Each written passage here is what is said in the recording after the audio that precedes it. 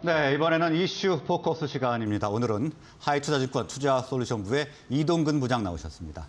어서 오십시오. 자, 부장님. 자, FOMC 회의에서 결국 자이언트 스텝 75bp 인상을 했습니다. 그리고 주요 지표들도 발표가 됐는데 시장에서는 이를 좀 긍정적으로 해석을 하는 것 같아요. 랠리를 좀 보이고 있고 이에 대한 판단은 어떻게 하고 계신가요? 말씀하신 대로 일단 중요한 이벤트들이 있었습니다. 뭐 FOMC 회의를 비롯해서 이제 그 PC 물가 지수가 발표가 됐고 또 미국의 경제 성장률까지 발표가 되면서 사실 이제 하나하나 뜯어보면은 이게 과연 호재라고 볼 수 있는가라고 생각하시는 분들이 많으실 거예요. 물론 이제 FOMC는 어느 정도 시장의 기대만큼의 어떤 금리 인상을 하면서 사실 뭐 시장의 좀 불확실성을 어느 정도 해소시켰다고 말씀드릴 수 있을 것 같은데 PC 물가 지수 같은 경우는 40년 만에 가장 큰 폭이었고 뭐 그리고 이제 두 분기 연속으로 GDP 성장률이 마이너스가 나면서 뭐 이제 기술적인 경기 침체다 뭐 이런 얘기들이 나오고 있습니다. 이제 여러 가지 상황이 뭐 이렇게 좋은 것만은 아닌데 그럼에도 불구하고 사실 시장은 어떻게 보면은 이 어떤 물가 지표 상으로 봤을 때 이제 어느 정도 인플레이션 피크가 나타나는 것이 아니냐 이러한 기대감들이 좀 확산이 되고 있고요.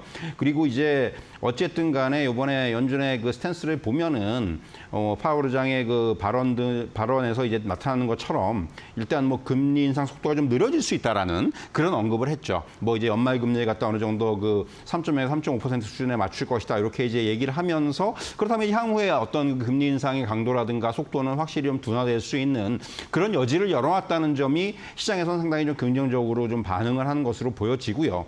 이제 어쨌든 간에 지금의 상황을 단적으로 정리를 해보면은 이제 인플레이션 피크라는 그런 어떤 기대감 또 한편에서는 경기 침체에 대한 우려 이런 부분들이 팽팽하게 좀 맞서고 있는 상황이에요. 그렇기 때문에 결국 이제 9월 FOMC까지 시간이 좀 있는데 결국 향후에 어떤 미 연준의 그런 그 스탠스의 변화라든가 이런 부분들을 가져오기 위해서는 향후에 어떤 발표되는 지표라든가 그리고 이제 물가의 추이라든가 이런 부분들이 상당히 좀 중요하게 작용할 것으로 보여지고요. 일단 시장이 지금은 안도하고 있지만은 아직까지는 안도 랠리 뭐 이상의 어떤 그런 흐름으로 가기에는 조금은 더 상황을 확인할 필요가 있다. 저는 이렇게 말씀드릴 수 있을 것 같습니다. 네, 일단 랠리의 지속보다는 발표되는 지표와 물가 추이를 면밀하게 지켜볼 필요가 있다. 이렇게 정리를 해보도록 하겠습니다. 그리고 방금 전 잠깐 언급을 하셨습니다만 미국의 GDP 성장률이 또 마이너스로 기록했습니다. 2분기 연속 지금 마이너스인데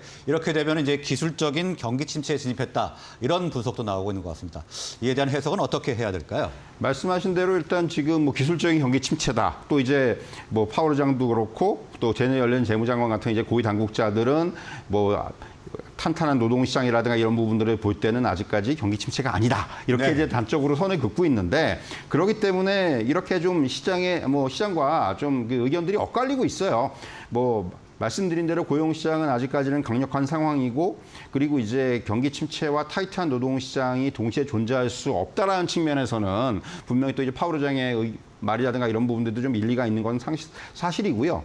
사실 경제 지표들을 좀 종합적으로 살펴보면은 이전의 어떤 경기 침체 국면과는 조금은 다르다는 것을 알 수가 있을 것 같아요. 물론 향후 상황이 변화하면서 경기 침체 흐름이 조금 더 강해질 수는 있겠지만은 어떤 그 연준이 공격적인 금리 인상을 통해서 경기 침체를 유발하더라도 인플레이션이 끌어내려야 된다. 지금 이제 이러한 어떤 전제 때문에 좀 시장이 그러니까 어떤 이런 경기 침체가 그런 부분에 있어서 영향을 받고 있는 측면이기 때문에 결국은 향후에 연준이 어떠한 이제 그 정책의 변화라든가 이런 부분들로 인해서 이런 거는 어느 정도 이제 저는 조정이 가능하다고 생각을 합니다. 그래서 결국 앞에서도 말씀드렸지만은 하반기 어떤 이런 지표들의 어떤 흐름 그리고 이에 따른 연준의 대응 이런 부분들이 중요하다는 말씀을 다시 한번 강조드리고 싶습니다. 네, 하반기 지표 그리고 연준의 대응이 중요하다 이렇게 말씀을 해주셨고요.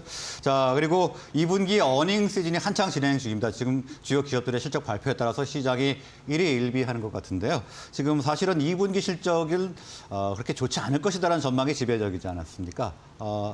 현 상황도 좀 분석을 해주시고요. 앞으로의 실적 어떻게 될 것인지도 한번 전망을 해주시죠. 사실 이제 2분기 실적에서의 가장 큰 특징은 눈높이가 워낙 낮아져 있었습니다. 이제 이익 네. 추정치가 계속 하향을 하면서 이런 부분들이 시장에 좀 선반영이 됐다는 거죠. 그래서 이제 기업 실적에 대한 기대치가 워낙에 낮아져 있는 상황이었고 그렇다면 역으로 이제 봤을 때는 이렇게 낮아진 실적 눈높이를 충족시키거나 실적이 어떤 세부적인 면에서 좀 긍정적인 요인이 부각될 수 있는 이제 만약에 그런 것들이 나타난다면 주가에는 긍정적으로 작용할 수가 있다는 의미입니다. 어떻게 보면은 지금 최근에 미국도 그렇고 우리나라도 그렇고 실적이 시장에서 이제 반영되는 걸 보면은 시장의 평가가 굉장히 유연해졌어요. 과거에는 굉장히 좀 타이트하게 그 실적에 대해서 평가한 그랬다면은 네. 이번 실적에 대해서는 조금은 이제 넓게 보는 뭔가 좀 이제 실적이 조금 부진하더라도 이 정도면 선방이다. 뭐 이런 식의 어떤 반응들이 나온 그런 흐름들도 많이 나타나고 있고요.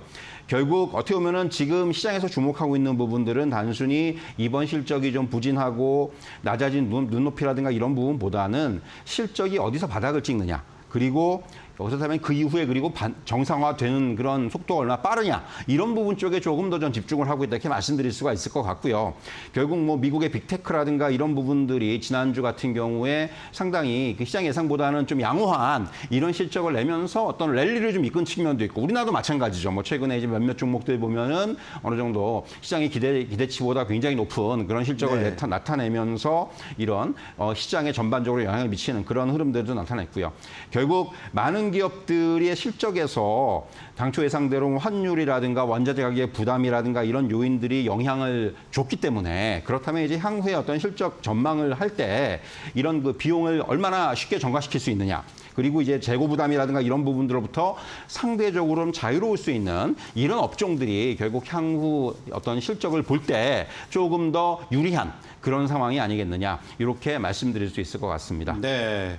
자, 그리고 이렇게 시장이 점차 안정되면서 지수가 조금 더 오를 수 있지도 않겠느냐 이런 기대감이 좀 일고 있는데 시장 전망은 어떻게 하고 계십니까? 뭐 일단 시장 전체로 봤을 때 지금 가장 중요한 요인들 뭐 환율이라든가 물가라든가 그리고 금리라든가 이런 부분들이 이제는 어느 정도 정점 부근에 있거나 아니면 안정돼가는 흐름을 나타내고 있습니다. 결국 네. 이런 것들이 지금 시장의 반등을 이끈다 이렇게 말씀드릴 수가 있을 것 같은데요.